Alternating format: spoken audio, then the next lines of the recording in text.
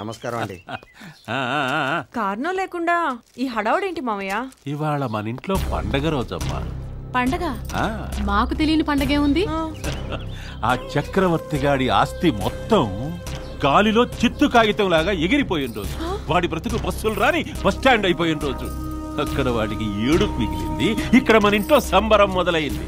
అసలు ఆ చక్రవర్తి గాడి పరిస్థితి ఊహించుకుంటేనే నాకు చాలా ఆనందంగా ఉందమ్మా.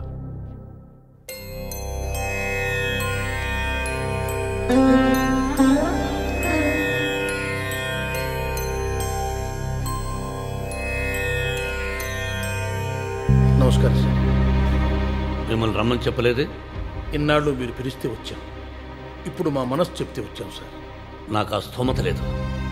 ఇంతకాలం పని చూపించి మా కుటుంబాన్ని ఆదుకున్నారు, ఇప్పుడు కొంచెమన్నా మమ్మల్ని సహాయపడనివ్వండి సార్. మా నాన్న 10 మందికి సహాయం చేయమని చెప్పారు, కానీ వాళ్ళ దగ్గర నుంచి ఏదీ ఆశించొద్దన్నారు. అందరినీ ఆత్మీయులుగా చూసుకోమన్నారు, కానీ వాళ్ళని అవసరానికి వాడుకోవద్దన్నారు. మీరు ఇవన్నీ చెప్పి నా మనసు కష్టాన్ని కలిగించకండి. తీసుకోండి. అమ్మా, మీరన్నా కొంచెం. ఆయన మాట నా మాట ఒకటేనా మీకు తెలుసు కదా, తీసుకోండి. వదినా, నువ్వు కాఫీ లేవు ఏంటి? మనమేంటి, మన స్టేటస్ ఏంటి? ఆయన ఇదేదో పెద్ద త్యాగం అనుకుంటున్నాడు. కాదు, ఇది చేతకంతనం. అరే, ఇంత చిన్న విషయానికి ఆయన వాటతో పాటు నా వాట కూడా ఇచ్చేస్తాడా? నువ్వైనా చెప్పుండొచ్చు కదా.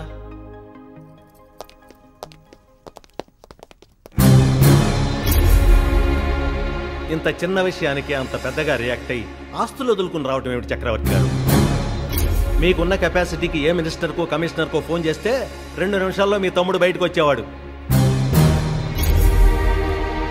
మేము ఇన్ని మాట్లాడుతున్నా మీరేం మాట్లాడరేంటి సార్? ఇంకేం మాట్లాడతారండి? ఆయన చేసిన తప్పేంటో ఇప్పుడు ఆయనకు అర్థమై ఉంటుంది. అవును, ఇన్నాళ్ళు నేనెంత స్వార్థపరులతో స్నేహం చేశానో ఇప్పుడే అర్థమైంది. తప్పు చేసిన నా తమ్ముడిని సరిదిద్దాలనుకున్నానే గానీ సమర్థించాలనుకోలేదు. నా తమ్ముడు బయటికి రావడం గురించి ఆలోచిస్తున్నారు కానీ తండ్రిని పోగొట్టుకున్న అమ్మాయి గురించి మీరెవరూ ఆలోచించడం లేదు. నా తమ్ముడిని క్షమించడానికి ఆ అమ్మాయి ఆస్తిని మాత్రమే అడిగింది.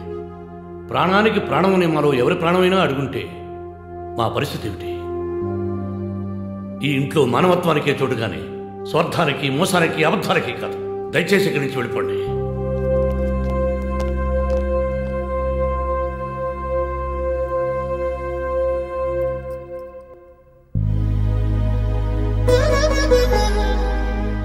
ఘనకార్యమో చేతకాంతనమో నువ్వే నిర్ణయించుకో.